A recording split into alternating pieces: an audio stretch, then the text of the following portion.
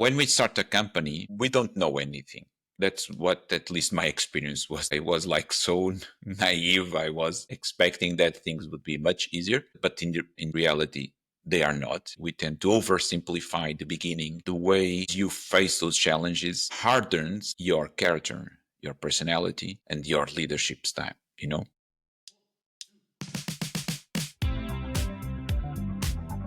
Welcome to Values Beyond Time, a podcast about personal development, marketing, and entrepreneurship, exploring timeless principles that have a lasting impact. Let's go beyond the noise and discover what really matters. Welcome to Values Beyond Time, the podcast where we explore timeless principles that shape personal development, marketing, and entrepreneurship.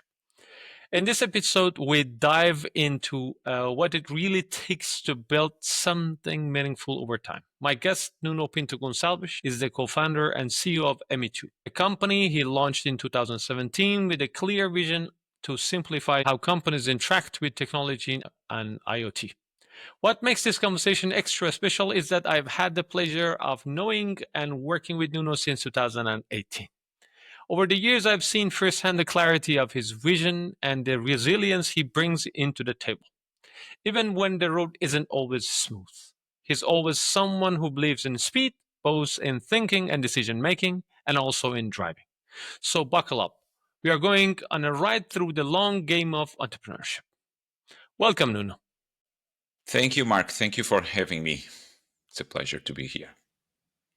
So, if entrepreneurship were a sport, which one would best describe your leadership style and why? Well, obstacle course racing, probably that. I think with the obstacle course racing, would say that you have to go through a lot of challenges, you from one to the next. So each one is different from the previous one. So the difficulty of those challenges increases as you go through the obstacle course. I would say probably that would be something that defines my leadership strategies, going through obstacles, trying to solve every one of them. And each obstacle is different from the previous one. So it's like a completely different approach for new problems that arise. Yeah, probably that. Cool. Yeah, that makes sense.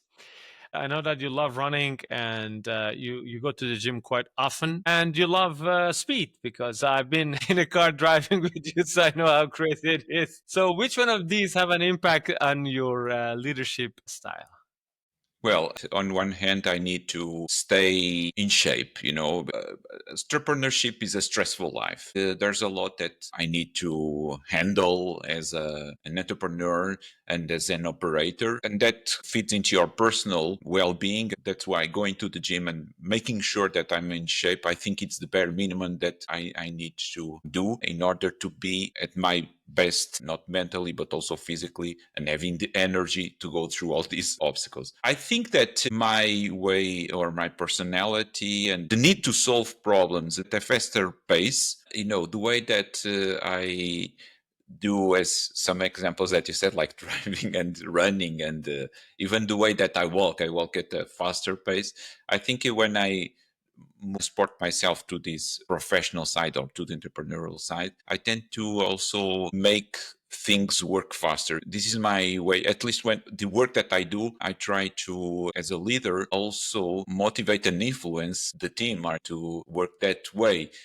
I believe that speed sometimes is not your friend. It applies to driving, on one hand. But also, when you are making decisions, you don't want to rush some decisions that can have impact on your operations or on the company, and that is not easily reversible. So in that case, it's not always to, pump the pedal. Sometimes you need to make good decisions grounded in information. Their effects will dilute over time. In other words, not reversible. I would say that what we can do as entrepreneurs is to have a mindset of driving operations faster in order to increase the survivability rate of the companies. As you know, startups tend to fail. We are always dealing with the failure. We are always at the edge of failure. And doing these type of experimentations and doing experimentations at a faster pace is a way of doing those experimentations with less risk, because you can always do something different. You can always iterate over what you have been doing, and that way improve the process. So a long answer to your question, Mark, but I touched on different things here. Very well. So let's talk about ME2. What is ME2 and what is the foundation and the idea behind the company? Absolutely. So ME2 is an IoT company or IoT platform. We develop a low-code IoT platform that basically allow us to customize solutions 10 times faster. IoT solutions need to be highly customized. And this way of using our technology, we can do it quicker, we can reduce risk for customers, and we can always adapt to the solution. What a concept that we defined as always on customization, the software needs to evolve with the company. It's not the company or the processes or operations that need to adapt the software. It's the other way around. Companies are living organisms that are always evolving, and software needs to follow along. And that's the I would say the rationale behind our approach in terms of technology. So it all started, I was watching other people working, and it struck to me because a lot of this work was not productive. But people, they get used to non-productive work. It's something that strikes me. We tend to get comfortable. The context that we are working on and the way that things were done over the years, how we learn to do those things, that define the way that we look at those things when we are doing them. And it's like the old adage, they've been doing we've been doing this forever. Why do we need to change?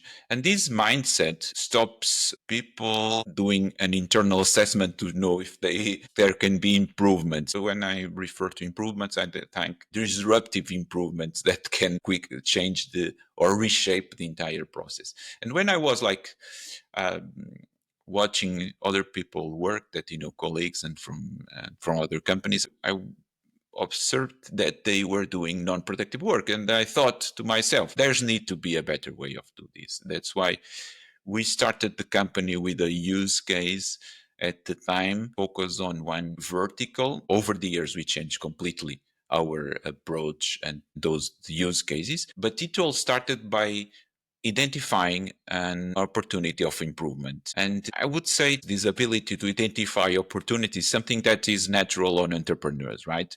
You, instead of looking at processes or operations with the same way as a regular person does, entrepreneurs basically develop the ability to reshape the entire process on their minds to identify, if I use this technology, I can do X, Y, Z. That's why when I was watching other people work, it happens today as well, or is always happening. I tend to look at it in the way as how we can use technology to improve these people work and to increase productivity.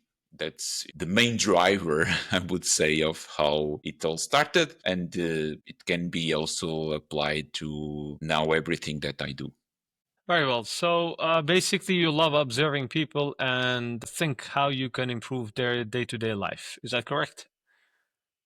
And so, how has the vision evolved over time, and what has remained your North Star?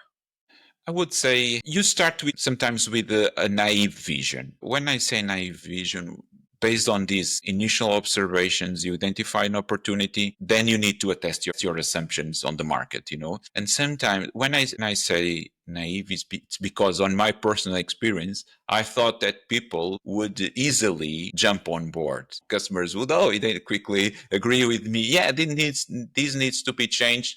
Let's do it. But the reality, that's not how it works, In status quo, risk aversion, many other things limit this dynamic. You develop a solution, but implementing it or selling it, it's a completely different thing. And that's why our vision had to change when we had these first contacts and we realized that this is not going to be easy. And over time, we changed the vision to a more, I would say, pragmatic approach instead of trying to offer abstract things of the, in the perspective of the customer. We had to evolve the vision, and now our vision is more focused on solutions, and even our messaging on in terms of sales and marketing completely change to be more pragmatic, more focused on benefits. To summarize, anything that we changed in our vision was to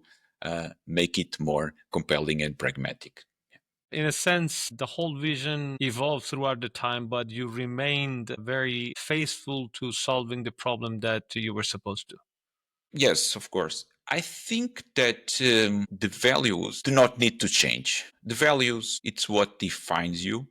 It's what defines your company. The values of the entrepreneurs are the values of the company, the values of the team. And that's how customers will see you over time. And particularly on the Internet of Things industry, where building solutions takes time and building a platform takes time. And the customers need to trust you because they will trust their data on your solution, because solutions that do not work have tremendous impact on their operations. If they are not working properly, the operations of the customer will be impacted. And it takes time to build this trust. And if customers identify that your values change because of, opportunistic things or whatever, that will impact the trust you are building with them. Your team is also spreading the values of the company. There plenty of opportunities that we can bend those values to make use of those opportunities. But even on those situations, I think because your team members are watching, and if you are bending values, they will do it. And then the company will be affected. That's why sometimes it's easy to bend values or to change the values that trust, transparency, resilience, and other values that you may have. These are something that are immutable, and we do not need to be tempted to change those values or bend them just to make the use of opportunistic situations. So, in a sense, you think that at the beginning, one of the foundational steps of entrepreneurship is to define the values and also live them day to day as a founder, as a leader, and lead by example, that the team can understand how critical these values are to the survival of the company. Indeed. Yeah. First of all, when we start a company, we don't know anything. That's what at least my experience was. I was like so naive. I was expecting that things would be much easier, but in reality, they are not. We tend to oversimplify the beginning. The way you face those challenges hardens your character, your personality, and your leadership style. The way you face challenge after challenges. And when I started the company, I didn't have a clear vision.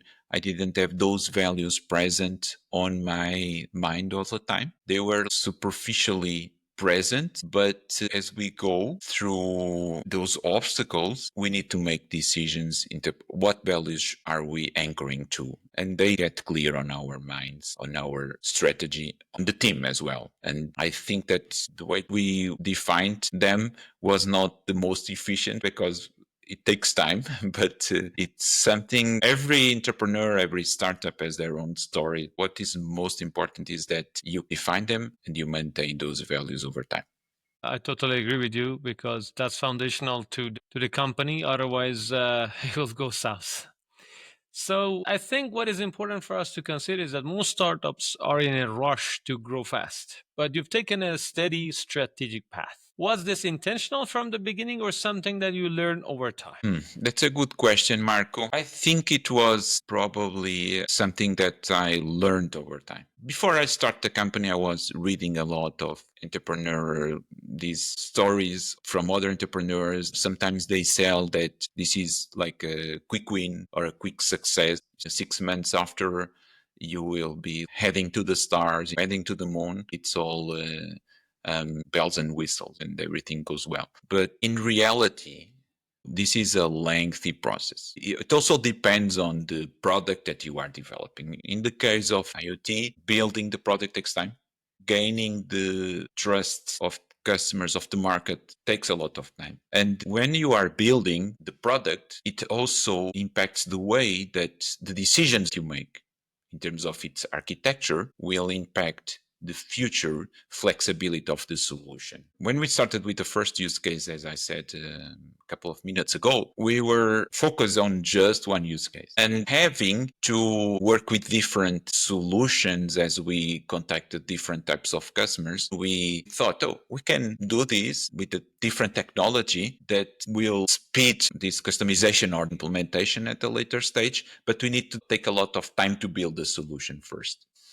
And this is something that is not aligned with typical startup path or even what investors want, because they just want to get the return on investment quicker. And the longer a startup is building, the longer a startup proves traction, the worse it is in terms of capital and ROI for investor perspective, because you are burning more cash, right? Yes, that makes sense. Totally agree, because usually these VCs, they want a sexy story to tell to their colleagues and also tell to the market. And obviously they want a faster return on investment. But the challenge here is that when it takes time to build something which is founded on solving a bigger problem, and you are dealing with a very long sales cycle, it will have an impact on getting traction and getting customer trust and also visibility in the market. So my question is this: what are some of the invisible wins or turning points that outsiders might miss, but it means a lot to you and the team internally? Sometimes can be simple things when you have a conversation with a large customer that accepts to meet with you, right? Not a customer at the time, but a large company. Just a simple opportunity for a meeting. One example of an invisible win. You cannot say, oh, this company is my customer, but this is just a simple fact that you can have an opportunity of meeting a large company that usually don't reply to your emails or don't pick up the calls when you try to call them, and you don't have any visibility as a startup for them. This is an invisible win. Your message resonated with them, so they accept to meet with you. That's one example. It shows that what you are doing probably will yield some results in the future. There are things that in our context, for instance, as we need to install hardware and get data, and so when we first installed the systems of a new use case that are like a beta testing and they work, it's another example of an invisible win, because again, it took a lot of time to develop the solution, develop the engineering part, install the equipment, making sure that everything was working properly. And you need to do this before selling to customers. At the eyes of the market, this is like non important things, but as a team that is assembling a technological solution that has dozens or hundreds of variables you need to take into account for the system to work in a steady and stable way. Those invisible wins will feed energy to the company. I think that's really good. Just to share with you that one of my objectives of this podcast is to share the challenges of normal companies. A lot of podcasts that have been produced are based on success stories of large organizations, let's say Silicon Valley, Bay Area. They are beautiful, obviously, but when I was talking to the other day with a couple of founders in a meeting, they say that they're interesting, but it doesn't resonate with their reality because they are living in a different league or they are playing in a different field, because we're talking about Portugal and the reality is totally different from the ones we see in the US or other countries. So one of my objectives of this podcast is to ensure we share these simple yet untold stories of day-to-day challenges and of course invisible wins, which they can be encouraging for other people to say, okay, wow, we are not lost. It takes time. When I was working with you at the time, I remember that one of the meetings that we had, the lady in charge of sales mentioned that she got a meeting after a year of conversation. I could recall that we attempted to get a meeting for a year. It took us a year to get a meeting with a government organization. So this is an invisible win, which is not being talked a lot. For a lot of people, result, it means that you get a huge term sheet from a very famous VC. But again, these small steps are the steps which build momentum. And when you get the momentum, you get your confidence back. And also you can empower the team. We are not lost. It takes time. Let's believe in the vision. But the challenge is not to lose the faith. So my question for you is this: what personal and professional values have helped you to stay on track? And even though you faced adversity and in uncertain time, what made you to say, okay, yes, it takes time, no one believes in us, but we should believe in ourselves? Yeah, I would say, Mark, it's not easy, and I think that the path that we went through is not the typical startup path, as it took a lot of time to develop this technology. We had to have a lot of risk because ME2 is not a household name. When you approach a company, when we do an outreach campaign to approach manufacturing companies, for instance, they never heard of us. So why do they even read our emails? This is something that when you as an entrepreneur are facing these challenges, and because again, as you said, we are based in Portugal, we don't have the resources that like companies in the valley have. They have more capital. The market is much larger than ours. They consume technological products much quicker than we consume here in Portugal. And as we go through all these challenges of like trying to build a company and trying to make some money to pay the bills, right? At the end of the day, resilience needs to be inside of you, but you need to work, you need to look the brighter side of things.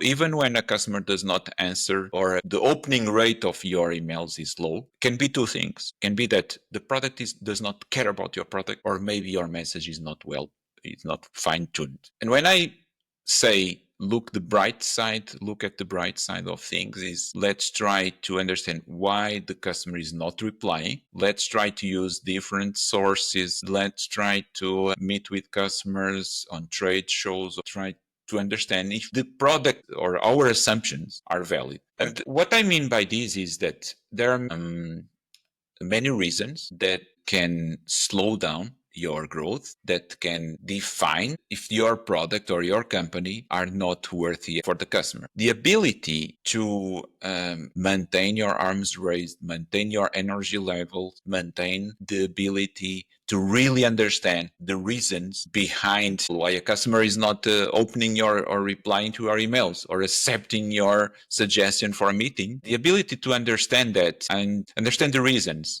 and go to the bottom of the things. This needs resilience, right? Because it's not just one time, it's 1, 2, 3, 4, 20 times. What I'm saying is, in this example, a simple thing like the opening rate of an outreach campaign can be applied to the product, can be applied to closing a deal or whatever. And I would say resilience is the key word. Resilience to go through, to not go down when the market does not care about the cool technology that you are building. Resilience to not go down when that you are right, but timing is not correct. The market is not ready to understand your value proposition. It takes time for the market to understand. No, all these things needs resilience and perseverance for you to go through all these obstacles. I think you have a very good point here, because the challenge is the following. A lot of times when you start developing something and reaching out to your potential customers or early adopters, reaching out to them through cold emails or cold calls, if they do not reply to you or if they do not accept your meeting request, the challenge is we take it personal. We think something is wrong, and developing a thick skin is foundational, because the more you try to hit the target and you don't get it, the harder it becomes to you emotionally. So I think having this emotional intelligence but also emotional resilience is quite important in your case. And for this reason, I have another question, especially about this high pressure tech and deep tech in your case, because IoT and industrial IoT even is a very complicated process and procedure to get the trust of the customers to deal with their data, and they trust you with your operations as a small company. How can you maintain your integrity in a high pressure environment like deep tech? Yeah, I would say, Mark, that sometimes it's tempting to take shortcuts, right? Because when you are feeling the pressure of, uh, having to close deals, having those quick wins, or when you are having problems, or when self-doubt starts to rise, because as you say, we can take the fact that companies are not opening or accepting our meeting requests as something personal, something that maybe we are not building anything valuable here, and that affects our self-worth. We need to be clear about that, because it affects as an entrepreneur. If you are not building something meaningful for the market, it will affect you at the personal level. And to answer your question, maintaining this integrity while building a deep tech startup, because the collateral damage of shortcuts will appear later in the process. Again, as I said, we are here for the long term, and we are building brick by brick foundations of something, and we didn't know in the beginning, and we still don't know yet if a skyscraper will be built on top of the foundation, or just a 2 floors house. We don't know yet. You are building the foundations for a skyscraper, but what will be built on top, we don't know yet. What I mean by this is that when we make these everyday decisions, we need to make it for the long term and not think on the short term or gains. Although having short term gains is really important, but on a deep tech startup like ours, the decisions that focus on the short term will give you problems on the long term, right? So if you are here for the long term, you tend to think on your future self in the 2 years, 5 years from now, because otherwise the decisions you make now that can provide you a quick win will affect your long-term operational status or your product in the end. Based on that, have there been any moments where your perspective as a founder shifted in a big way, and what caused that? Well, I think what changed my mind in a big way was when I realized that my leadership style or strategy that I have defined was not working, and it was my fault. I had to go through a self-evaluation process and to understand how can I change for the company to change. I think when you're a company that is success, you don't need to do these evaluations, right? Because everything is aligned with you.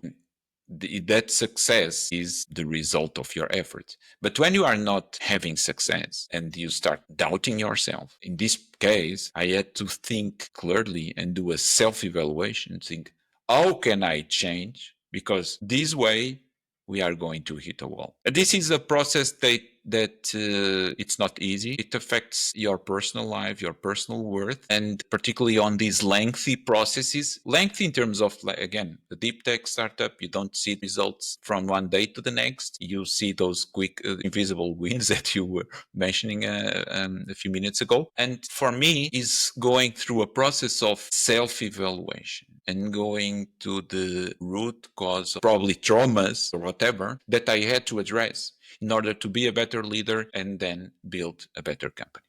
Well, so what keeps you grounded? Any rituals, any habits, relationships that help you recharge? Any mentor, anything you would like to share with us?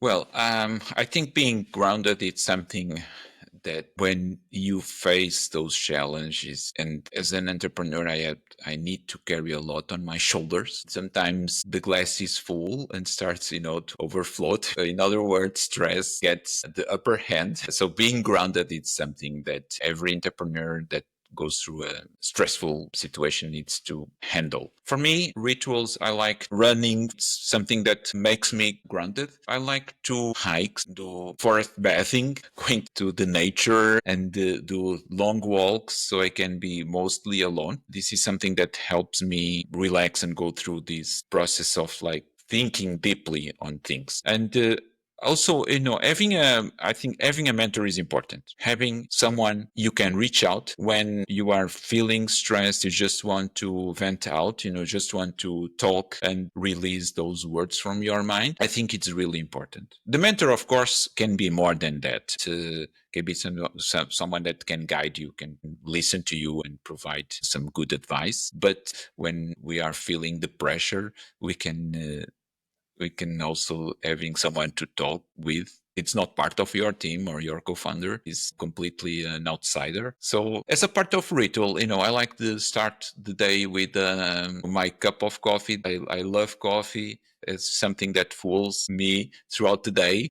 I'm a slow starter. It takes time to my body to wake up. So I like to prepare my coffee and drink it in a relaxed way. And after it kicks in, then I'm ready to go to work. So you're not one of those founders that wake up 4:30 in the morning for a run, come back, coffee, shower, cold ice on your face. You're not one of those, I'm sure. No, I do cold showers every day, but I do not wake up at 5. Probably that's a challenge I can do, for one or a few weeks, wake up at 5. But at the moment, that's not what I do. I remember one time you were talking about this technique of cold bath that you took a couple of times. I think if you can share with us. Yeah, so this is, I had a training session regarding the technique of Wim Hof. So Wim Hof is a Dutch guy that in order to deal with the trauma, it was the death of his wife, he start having cold baths, going to the sea, the ocean. It would be just a cold bath because temperature is really cold in winter. So he started a movement of the ice bath and embrace cold. And I had a training session with a friend that is a certified trainer of the Wim Hof technique. So I start experimented, ice baths. And when you are immersed in ice, you cannot think of anything else, right? So it's like you are just there. So in a way, it helps me to be totally present on the moment and to embrace discomfort. I think it's really important. On the other hand, this has health benefits. There are, many recent studies that show that ice bath and cold showers have benefits in terms of recovery. Unfortunately, I'm not Cristiano Ronaldo to have ice bath every day because it's a bit expensive. Maybe in the future, I don't know. But what I can do with my budget is do cold shower every day. At least I don't need to burn gas into or warm up the water. Yeah. That's quite cool. So, based on that, what is one mindset that you believe every founder needs to develop if they are playing the long game? I think when we say overcoming challenges, it's easier said than done. It's like those cliches that people say, but in reality, when you are facing challenge after challenge, you tend to doubt if you are able to continually going through challenges because you don't know when you go through a challenge or a set of challenges, what you are doing is right or wrong. You don't know, right? Because the market is not telling you. You cannot have a clear vision that you are building will yield results in the future. You don't have that information. You have assumptions and you try to test those assumptions over time. Depending on the type of startup, typically a deep tech startup needs to go all different challenges. But at the end of the day, I would say the mindset entrepreneur needs to develop for the long term is not taking shortcuts.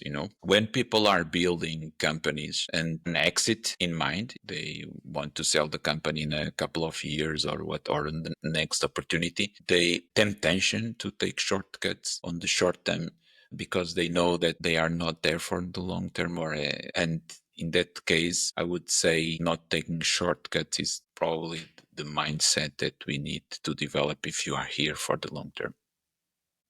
Very well. So, what is something that you're genuinely excited about right now, either in ME2 or in your personal life? Well, we have, large projects on our hands that can be challenging for us. So I'm really excited for that. And at the personal level, I would say that I want to do some changes on my routines and habits regarding my well-being. Hopefully, we'll start improving my habits. At least sleep more. I need to sleep more and be aware of that. So forcing myself to changing habits that are not the most beneficial for me. It's something that I need to work on. So I'm excited that I can, do the work to change that. Let's go to the final part of the podcast. Please answer to this question with just a few words or with a sentence maximum. So the first question is this: what's one mindset shift that changed everything for you? Time management. And what do you do when you're mentally stuck? I go for a run. Cool. What is one thing that still surprises you about being a founder, even after all these years? The surprises you get from the team, regarding how they react to things. And what is a small but meaningful decision you've made that had a big impact? That's a difficult one, Mark, to be honest, because something does not come up quickly, something that has a big or a dramatic impact. Hiring the right people? Hiring the right people, yeah. I think hiring the right people will help you a lot. Spending more time recruiting and not rushing, one of the shortcut you may want to avoid, but hiring the right people, hiring the people that can be supporters of your vision, that are there for the long term as well. I think that's a game changing thing. Yeah. And what is one value that you've protected fiercely in your company's culture? The truth, speaking the truth all the time, being open and transparent.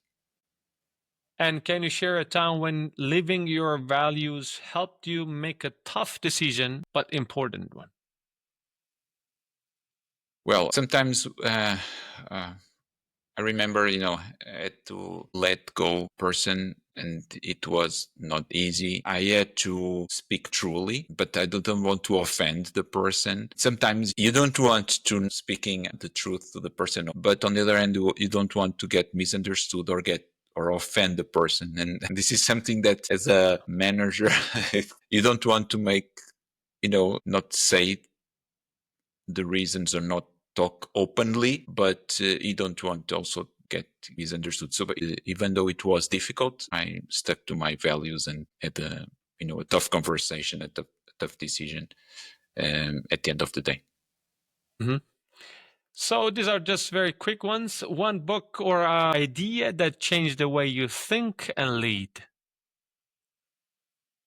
Well, I don't believe in books that really changes, but there are books that influence you positively. One of them is Can't Hurt Me, by a book written by David Goggins, who is a former Navy SEAL. So he's a guy that is really heart and mindset, so he can go the most challenging obstacles you can imagine and go through them, mostly in pain, but he reaches his objectives. And the book reminds me that we can have discomfort when achieving our objectives, but it's part of the game. Let's continue pushing forward. One person who you admire. There are some people that I admire. They are not well-known people, so I will not even try to dare to say their names. But just to answer your question, there are people that I admire. I'm not following the idol things, but there are people that are like the invisible wings. It's normal people that show character, that are not biased. Those guys can be, for me, references in terms of how they react to things. There are many people that we can admire. They are normal people that do small actions that in aggregate show immense character. Not admire the bigger names like Elon Musk or whatever, which may be too much eccentric. So, but let me share this with you and the audience. I can tell you that I admire you because you've been working relentlessly throughout the years, which I personally got to know you as a friend and also as a person who have had the opportunity to work with you and with the team, because you have had this challenging journey to build something which a lot of people couldn't understand, but you remained very much faithful to the vision. And as Mark Randall said, you fell in love with the problem, not with the solution. So, and you've been working hard to build this. So I admire your work, just to share with you and understand what you're saying. Thank you, Mark. That means a lot to me. Thank you. And one mistake you're glad that you made.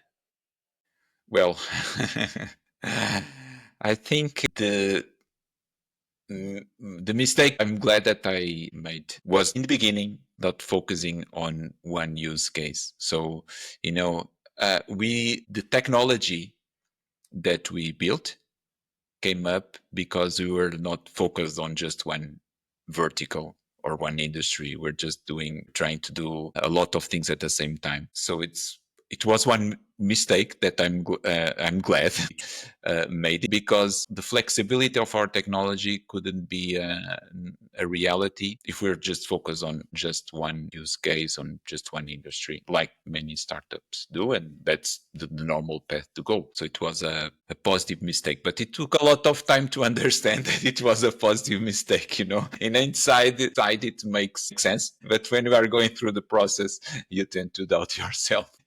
Yeah, makes sense. And to wrap it up, what is your why in one sentence?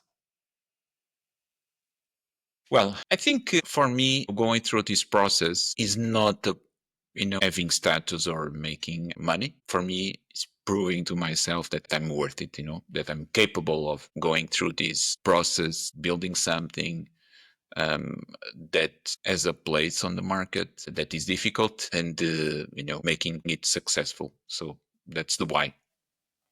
Beautiful. I think that totally makes sense, because the foundation of everything is developing yourself personally and having personal values that can guide you throughout the years. Also, the journey of entrepreneurship is to embed the values that you believe in the product, service, or solution that you are selling. So Nuno, thank you so much for sharing your story with such honesty and clarity, from staying true to your vision to leading with resilience. This conversation was both energizing and very deeply reflective. A final word for you. Who would you nominate as a future guest for Values Beyond Time podcast? Marco, I would say that the future nominee would be someone that has built a company. I'm still building one, but someone that can share the experience of the success I'm aiming to. I can suggest you a couple of names for that in regarding the type of person that you may contact for a participation on an episode. It would be someone that has went through the process, or someone that finished this path. Yeah, very well. Thank you so much. So, to our listeners, whether you're building your first company or just starting to align your life with your values, remember that success isn't just about moving fast. It's about staying true to who you are and what you believe and where you want to go. This is Marco Bagheri from Values Beyond Time. If you have any questions, you can reach out to us. Thank you very much. Thank you.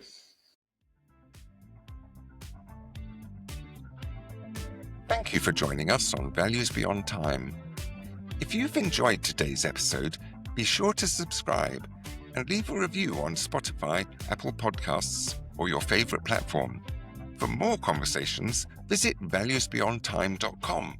Until next time, stay hungry.